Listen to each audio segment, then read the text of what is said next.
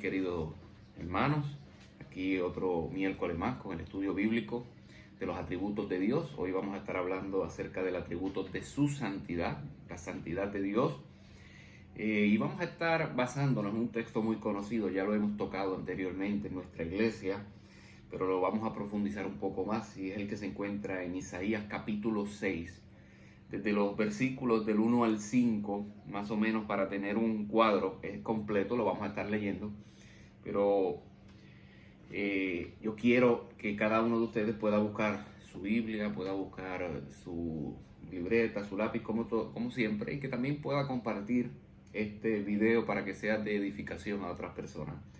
Isaías capítulo 6, desde los versículos 1 al 5 principalmente, donde vamos nosotros a enfocarnos, hablando acerca de la santidad de Dios, este atributo sumamente importante, que obviamente hay que volver a reforzarlo, porque de ahí emana muchas cosas para su pueblo, para el aprendizaje de su pueblo. Isaías capítulo 6, versículos del 1 al 5 dice: en el año que murió el rey Uzías, vi yo al Señor sentado sobre un trono alto y sublime, y sus faldas llenaban el templo.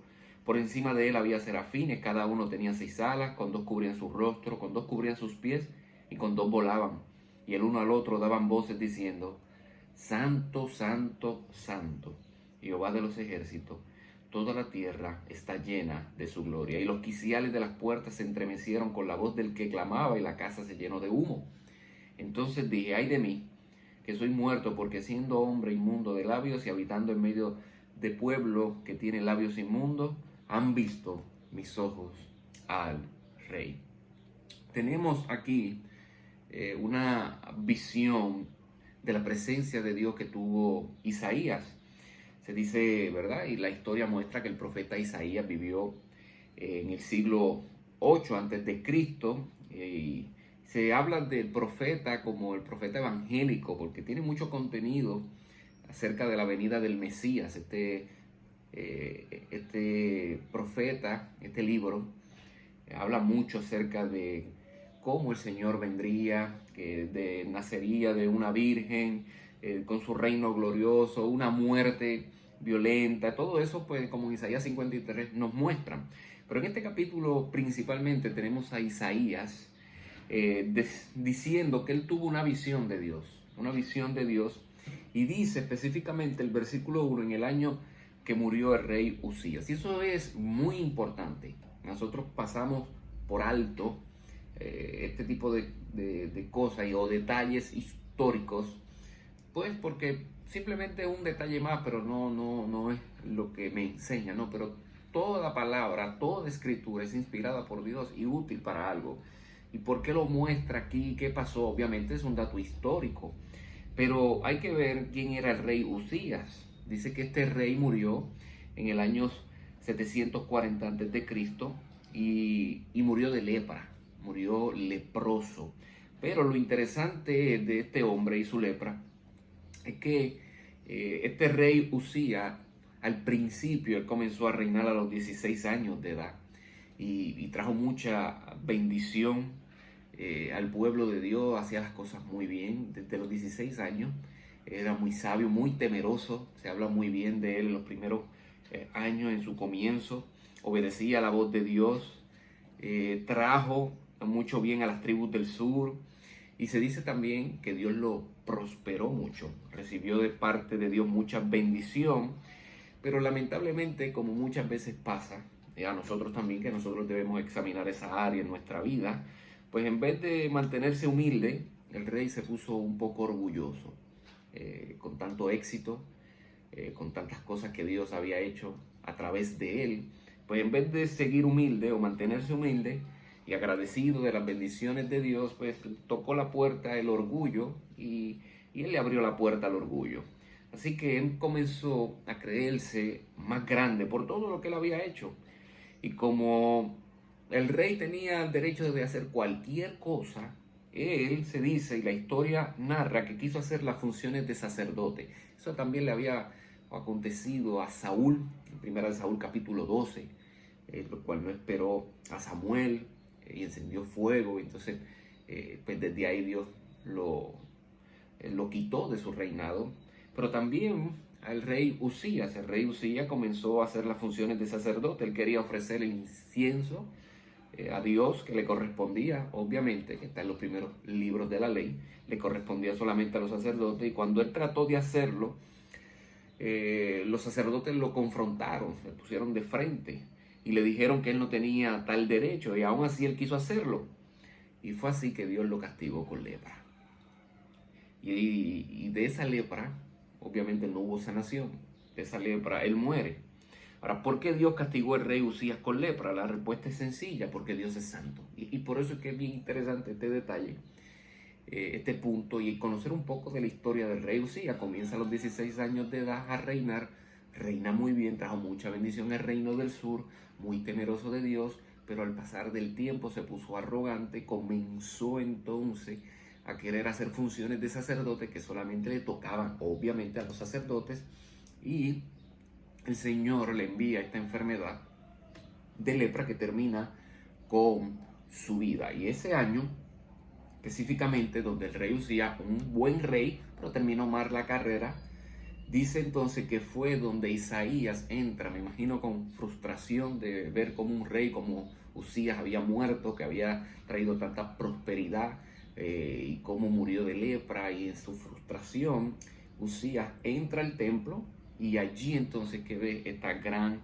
visión de Dios. Fue en ese año en que murió el rey Usías que Isaías vio al Señor sentado sobre un trono alto y sublime. Ese es el contraste. Y Usías, un buen rey desde los comienzos, terminó mal, pero trajo mucha bendición, y los ojos del pueblo estaban puestos en ese rey, mucha confianza en ese rey por las cosas que él hacía, por las cosas que había realizado a favor del pueblo, y por lo tanto termina mal. Y ahí el Señor dice, como un decir, no te preocupes, Isaías, porque el rey de reyes soy yo, el perfecto, el santo.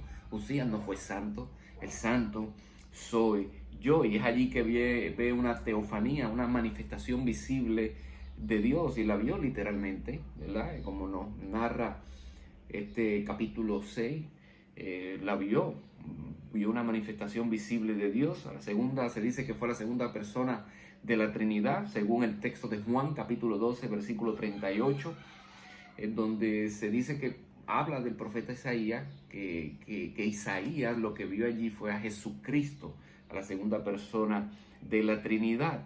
Y allí entonces Isaías tuvo esa teofanía, tuvo esa manifestación asombrosa de la gloria de Dios. Y el Señor estaba sentado, dice el texto, sobre un trono alto y sublime, y sus faldas, o más bien parte de abajo de la toga o manto de un juez o de un rey, que se dice que llenaban el templo, y que la referencia a lo que es la ropa del juez, en vez de un rey, es como que Dios está actuando como un juez. Ya pasa no tan solamente esa vestimenta de rey, sino de juez, aquel que va a enjuiciar el mundo, aquel que es santo, santo, santo, y que Usías obviamente laceró eso de Dios. Así que él se muestra como el único Dios santo, y allí está con la referencia de la ropa de un juez, y mostrándose a Isaías, que obviamente luego le va a hablar a Isaías y le va a traer una palabra profética de juicio por el endurecimiento del pueblo de Dios por su pecado. Y dice entonces que por encima de él habían serafines. Serafines son una especie de ángeles mencionados en la escritura. Dice que cada una tenía 6 alas, con 2 cubrían sus rostros, con 2 cubrían sus pies, y con 2 volaban. Estos serafines son ángeles que están a la espera de las órdenes de Dios para ellos ejecutar. Son seres sin pecado. Esto es muy importante. Son seres sin pecados, dispuestos a cumplir los mandamientos de Dios a toda prisa. Y por eso es que vemos el Padre Nuestro: hágase tu voluntad, así en la tierra como en el cielo, donde tus ángeles, tu creación, tus criaturas, tan pronto tú las envías a hacer algo, no cuestionan, sino las hacen. Y esos ángeles los serafines en este contexto, y dice que aunque tenían aquí 6 alas, volaban con 2, y 2 se cubrían el rostro, esto es bien importante, y 2 sus pies. Las 2 alas cubriendo su rostro era porque se entiende que no podían tolerar la gloria del Hijo de Dios. No podían tolerar el resplandor de su gloria. ¿Se acuerdan cuando Moisés solamente vio un celaje de la espalda de Dios por una hendidura, una roca? Y cuando baja, el pueblo de lejos veía que el rostro de Moisés resplandecía. La gloria de Dios. No puede ver a alguien, a Dios, y que viva, que va a morir. Y ahí en esta visión se dice que los ángeles, los serafines, tenían 2 alas para cubrirse su rostro por la gloria de Dios, por la santidad de Dios.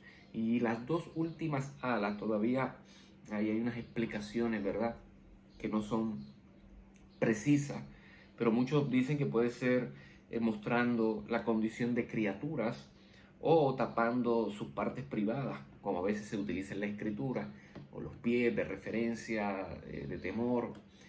Hay mucho todavía, ¿verdad?, ahí que se dice, pero lo importante es que tenían esas 6 alas, con 2 volaban y 2 cubrían su rostro por la gloria de Dios. Pero estos serafines estaban diciendo algo, y el uno al otro daban voces diciendo: Santo, Santo, Santo, Jehová de los ejércitos, toda la tierra está llena de su gloria. Y dice el texto que los quiciales de las puertas se entremecieron con la voz del que clamaba, y la casa se llenó de humo. O sea que los ángeles daban voces diciendo que Jehová de los ejércitos era 3 veces santo. Y donde son los quiciales, donde uno abre las puertas, comenzó entonces también a estremecerse con el clamor del ángel. Y tan pronto Isaías, dice el texto, que vio al Señor, él sintió que murió. Y por eso es que él dice: ay de mí que soy muerto. Ay de mí que soy muerto, porque siendo hombre inmundo de labios y habitando en medio del pueblo que tiene labios inmundos, han visto mis ojos al rey. Noten que dice al rey. Se muere el rey Usías, una persona preeminente, una persona importante. Se muere el rey Usías, y él ahora dice: ahora sí que estoy viendo al verdadero rey, Jehová de los ejércitos. O sea que al ver la santidad, la gloria de Dios, Isaías inmediatamente vio su pecado y pensó que moriría. Esto es muy importante para todos nosotros, nos da una enseñanza impresionante cuando uno ve realmente a Dios, no con los ojos de nuestras caras, sino a través del espejo de las escrituras. Es allí donde se muestra a Dios. Es inevitable que también veamos nuestro pecado al mismo tiempo. Y toda soberbia, todo sentido de orgullo es destruido. Así que de allí sale un hombre distinto, sale un hombre humilde, dependiendo de Dios, dispuesto a ser útil para la obra de Dios. Esa fue la visión que tuvo Isaías en el capítulo 6, luego que muere el rey Usías por causa de la lepra, por el pecado que le había cometido, por la desobediencia. Entonces muestra el verdadero rey, un rey santo, en contraste con el pecado, un rey 3 veces santo. Así que más o menos esta es la historia de Isaías capítulo 6 y el desenlace. Obviamente sabemos que Isaías fue un hombre de Dios y que muchos dicen que fue aserrado, muerto, cortado, un profeta que sufrió las consecuencias por profetizar palabra de Dios. Y más o menos, ¿verdad? Brevemente le hice un recorrido por esta historia para mostrar la santidad. Ahora bien, yo quiero que veamos y contestemos qué es la santidad de Dios. ¿Qué es la santidad de Dios? Cuando hablamos de la santidad de Dios, hablamos de su perfección ética y moral. Estamos hablando de la perfección ética y moral de Dios. Y generalmente hablamos acerca de la pureza de Dios. Pero antes de hablar de eso es importante entender que la palabra santo en hebreo, que se escribe el Antiguo Testamento en hebreo, la palabra santo, proviene de una palabra que significa cortar y luego de cortar, separar. Cuando Dios nos llama a nosotros un pueblo santo, fue que Él nos cortó del mundo, de la gente del mundo. Es como si Él nos cortara y nos separara para Él. Eso somos distintos. Cuando entonces es la misma palabra que se utiliza en hebreo como cortar y separar. Entonces debemos entender primeramente por la santidad de Dios, es su separación con todo lo que existe, su separación con todo lo que existe. Dios es separado de todo. Dios es distinto a todo. Nada ni nadie es igual a Dios. Él es único, por eso es santo. Único, aparte. Único en su clase. No hay nadie ni nada que se asemeje a Él. Por eso Él dice santo, santo, santo. Cortado, separado, es único, distinto a todo lo que usted conoce, usted y yo conocemos. Por eso en Isaías capítulo 40, versículo 25 dice: ¿a qué pues me haréis semejante o me compararéis? Dice el santo. O sea, ¿a qué tú me estás comparando? Dice Dios. Lo mismo dijo Moisés en Éxodo capítulo 15, versículo 11. ¿Quién como tú, oh Jehová, entre los dioses? ¿Quién como tú, magnífico en santidad, terrible en maravillas, hazañas, hacedor de prodigios? Y en esta última instancia, Dios no puede ser comparado con nada ni nadie. Dios no está a la par de nadie. La gente se cree que conoce a Dios, pero si esa fe no descansa en la palabra de Dios, en su autorrevelación, jamás conocerán correctamente a Dios, porque Dios es santo, Él es distinto a todo lo que existe. No hay un punto de referencia que nosotros tengamos para conocer a Dios. Dios es distinto. Si no llega a ser por su palabra, por su revelación, como Él se revela, entonces nosotros no le conociéramos. Eso es lo que implica su santidad, y una de las cosas que implica su santidad. Pero también este atributo o esta perfección de su ser enfatiza la trascendencia de Dios. No solamente que es único en su clase, sino también muestra la trascendencia de Dios. Él es más allá del mundo. Él es exaltado sobre todo lo que existe en infinita majestad. Él es separado de todas sus criaturas. Y esto lo podemos ver en el pasaje de Isaías. Lo impresionante de esta visión que vemos aquí es el hecho de que los ángeles, que son seres sin pecado, que no hay maldad en ellos, y aún así tienen que cubrir su rostro por el resplandor de la santidad de Dios. Entonces para ellos la santidad de Dios fue la separación completamente. Es distinto, es trascendente. La santidad también de Dios es en un sentido su propio nombre.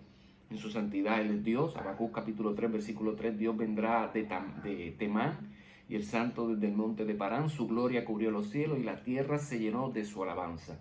No solo eso, el pasaje nos dice que la santidad es su gloria. La santidad de Dios es Dios mismo. En su esencia Él es santo. Él es santo, único en su clase, trascendente, más allá. Y por último, la santidad de Dios también es separación del pecado. Dios es éticamente santo. Dios es separado de todo mal moral. Y en virtud de eso, Dios no tiene comunión con el pecado. Habacuc capítulo 1, versículo 13 dice: muy limpio eres de ojos para ver el mal. O sea, Dios no ve el mal, es decir, Él no lo aprueba ni se deleita en el pecado. Él no cree que el pecado sea una tontería. Dios no solo detesta el pecado, Él lo aborrece con todo su ser. Salmo capítulo 5, versículo 4 al 6. Porque tú no eres un Dios que se complace en la maldad. El malo no habitará junto a ti, los insensatos no estarán delante de tus ojos. Aborreces a todos los que hacen iniquidad, destruirás a los que hablan mentira. Al hombre sanguinario y engañador abominará Jehová. En primera de Juan, capítulo 1, versículo 5, dice: Dios es luz y no hay ningunas tinieblas en él. O sea, que cuando hablamos de la santidad de Dios, hablamos de la perfección ética y moral, de su pureza, de su separación con todo lo que existe. Él es único en su clase. Hablamos también de su trascendencia como Dios. Hablamos también que en un sentido es su propio nombre, su esencia. Y por último, que es separado del pecado. Nada tiene, Dios no tiene nada que ver con el pecado. Por eso aquí, y parte de lo que le ocurrió a Usías fue que pecó y el Señor le envió lepra para que obviamente pues aprendiera, y otros también, como nosotros aprendamos que Dios no tolera el pecado. Yo con esto no estoy diciendo en el capítulo 6 de Isaías que toda enfermedad que la gente tiene es por causa del pecado, aunque tampoco puedo decir que no es así, porque cuando leemos en 1 Corintios capítulo 11 hablando de la cena del Señor, dice que muchas personas duermen por tomar la cena indignamente, y ese dormir no es que estaban roncando, sino es que estaban muertos, y otros estaban enfermos. Así que no puedo negar eso, pero tampoco puedo atribuir que toda enfermedad es por causa del pecado. Hay que hacer un balance justo. Pero en este entonces sabemos que la lepra vino en consecuencia de su pecado, no arrepentido. Y el Señor es santo, y ahí se lo muestra a Isaías. Por eso Isaías dice, bueno, de la misma manera que murió el rey Usías con lepra, de la misma manera pues moriré yo, ay de mí que soy hombre muerto. Porque realmente santo, santo, santo, no hay nadie como tú, exclusivo, único en tu clase. Eso implica la santidad de Dios. En segundo lugar, ¿en qué cosas Dios manifiesta su santidad?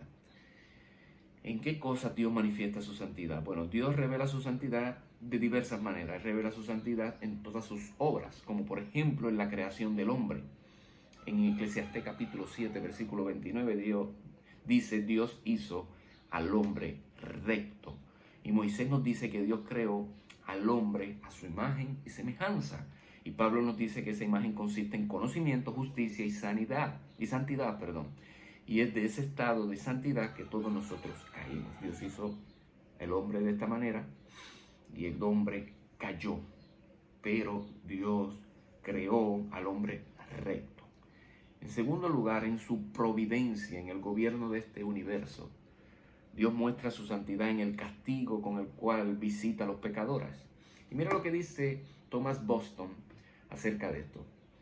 Todos los terribles juicios los cuales Él ha derramado sobre los pecadores surgen de la santidad de Dios y su odio al pecado. Todas las terribles tormentas, enfermedades, guerras, pestilencias, plagas, etc. son enviadas con el propósito de vindicar su santidad y odio al pecado. El odio al pecado lo vemos cuando Dios decide no salvar a los ángeles que pecaron. No hay salvación para su pecado. Lo vemos también en condenar al infierno de fuego para ser atormentado perfectamente de día y de noche. Por tanto, la eternidad, por toda la eternidad, a los pecadores, a los que no creen en Cristo como su Señor y Salvador o no obedecen el Evangelio. Eso muestra la santidad de Dios y su odio al pecado. Lo vemos cuando también Dios visita a cada uno de sus hijos cuando anda en pecado para disciplinarlo. Y lo vemos en el Antiguo Testamento con la vida de David, Salomón, Jonás, el mismo Moisés que fue incapaz de entrar a la tierra prometida por causa del pecado. Y en tercer lugar, en la obra de la salvación. La obra de salvación hecha por Jesús. Porque aunque Jesús era el Hijo de Dios, el castigo a su Hijo por nuestros pecados fue real. Dice que Él fue torturado, escupido, azotado, burlado, asesinado en la cruz del Calvario. ¿Y por qué? Porque Él llevó sobre sí mismo nuestros pecados, como dice 2 Corintios capítulo 5, versículo 21. Al que no conoció pecado, por nosotros lo hizo pecado, para que nosotros fuésemos hechos justicia de Dios en Él. Y porque por nosotros fue hecho pecador, Dios castigó el pecado en su carne. Él murió agonizando. La ira de Dios por el pecado nuestro fue sobre su Hijo Jesucristo. Eso fue lo que ocurrió hace 2000 años atrás en la cruz del Calvario, porque Dios es santo. Tanto así que el Hijo en la cruz, citando el Salmo, dice, Dios mío, ¿por qué me has abandonado?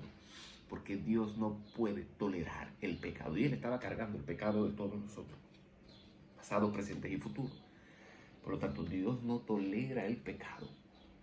Y allí manifestó la ira de Dios que usted y yo debimos pagar y debimos atravesar y debimos experimentar. Él lo hizo por cada uno de nosotros. Él murió sufriendo, Él fue abandonado por su padre, y esa separación fue tan horrible que él tuvo que exclamar: Dios mío, ¿por qué me has abandonado?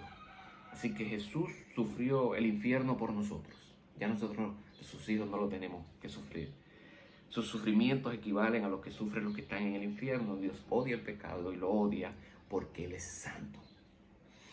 Así que, viendo brevemente el texto de Isaías capítulo 6, qué es la santidad y en qué cosas Dios manifiesta su santidad, vayamos al último punto en la noche de hoy. Aplicaciones prácticas que podemos nosotros sacar de lo que es este gran atributo de Dios, la santidad de Él. En primer lugar, la santidad de Dios me recuerda que yo no soy santo. Como lo hemos definido aquí, claro está, el apóstol Pablo nos llama una iglesia santa, y sí, porque fuimos separados. Pero en el contexto que nosotros estamos estudiando de trascendente, de excelencia moral y ética, de no pecados, nosotros no lo somos. En ese sentido, no somos santos. Y me recuerda también, y nos recuerda que somos pecadores. Y que ningún pecador podrá estar en la presencia de Dios si no es por medio de nuestro Señor Jesucristo. Porque por eso es que es la separación con Dios.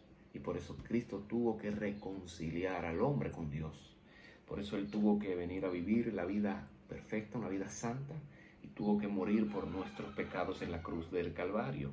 Así que por eso somos nosotros salvo. Y lo que me recuerda la santidad de Dios es como Isaías: ay de mí, que soy un hombre pecador en medio de un pueblo que también hace lo mismo. Así que la santidad, en primer lugar, la santidad de Dios me recuerda que yo no soy santo. En segundo lugar, esto me recuerda la misericordia de Dios, que yo no puedo, como he dicho, ofrecer un sacrificio puro y santo que pague mi deuda de pecado delante de Dios, porque solo contra Dios lo que sabemos hacer es pecar. Y por lo tanto me recuerda la misericordia de Dios, que aún yo siendo tan pecador, Dios tuvo misericordia, Dios me salvó. Y eso es bien importante que usted también lo medite. En tercer lugar, la santidad de Dios me recuerda lo pequeño e insignificante que somos nosotros en comparación con Dios. Y esto debe producir un sentido de humildad y mansedumbre. Como en Isaías capítulo 29, versículo 19, entonces los humildes crecerán en alegría en Jehová, y aún los más pobres de los hombres se gozarán en el Santo de Israel. Esa es la actitud correcta ante la santidad de Dios. Esto nos lleva entonces a preguntar: ¿quién soy yo para que Dios tenga de mi memoria? ¿Quién soy yo para que Dios me provea de alimento, tanto espiritual como físico, y me colme de bienes todos los días? ¿Quién soy yo para exaltarme por encima de los demás como superiores? ¿Quién soy yo? Porque ellos son tan insignificantes como yo en comparación con Dios. Y lo cuarto, que la santidad de Dios me debe llevar a una vida consagrada a Dios. Esto es bien importante. Yo quiero con esto utilizar los últimos minutos para enfatizar. El pueblo de Dios necesita crecer en santidad.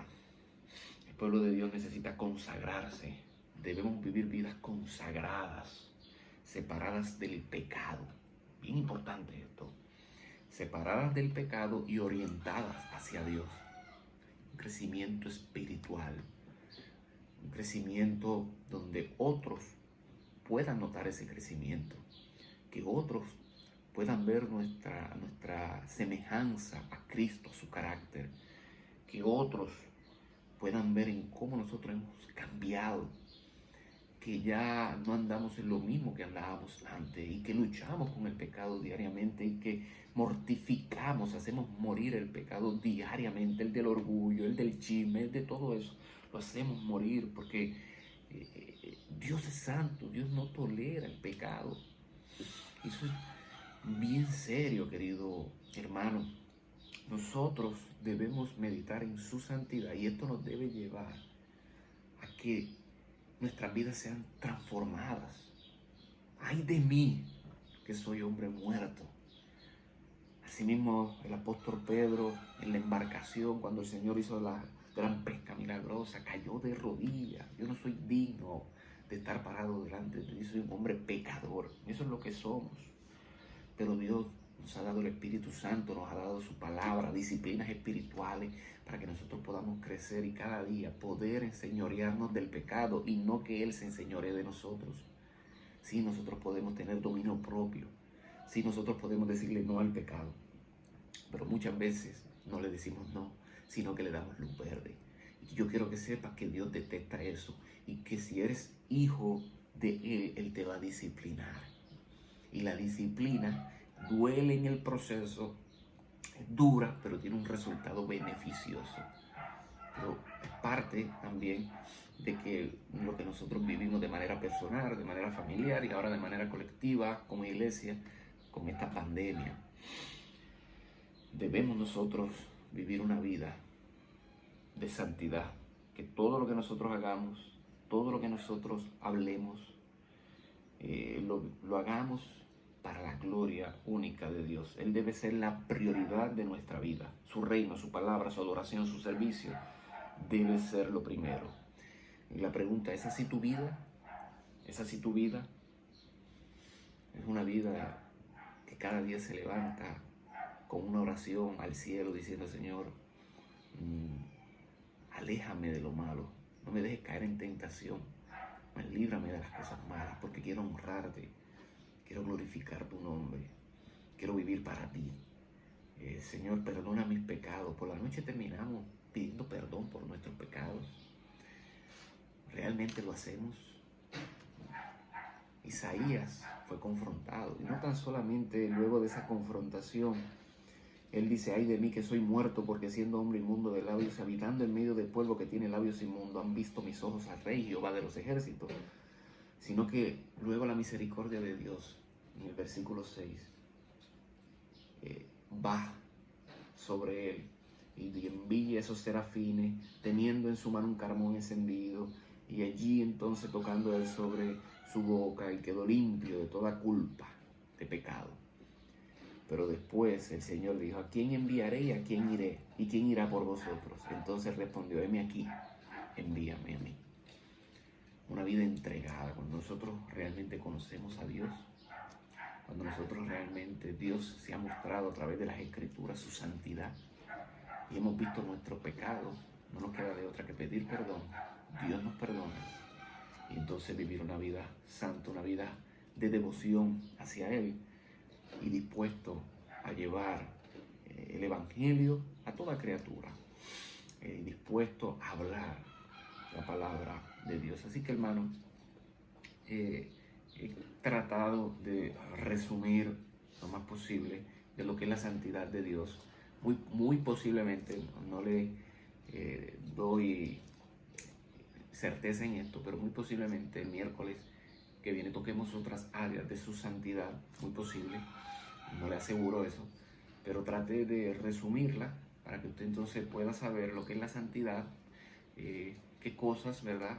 En qué cosas Él se manifiesta y aplicaciones prácticas basadas también para que usted estudie Isaías capítulo 6 en su hogar. Así que vamos a hacer una oración y nos despedimos. Padre, gracias te damos. Te pedimos de tu bendición, te pedimos, Señor, que nos perdones nuestros pecados. Te pedimos, Padre amado, que sigas dirigiéndonos, Señor, en el camino correcto.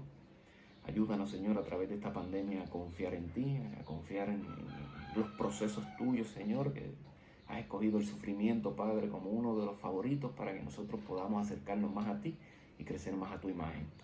Ayuda a aquellos que están enfermos, ayuda a aquellos que todavía tienen la incertidumbre, los ahoga, Padre, que puedan confiar en ti, echar todas las ansiedades, todas las situaciones, todas sus peticiones delante de ti, porque tú tienes cuidado de nosotros. Padre, gracias te damos. En Cristo Jesús oramos. Amén y amén. Hermano, Dios le bendiga.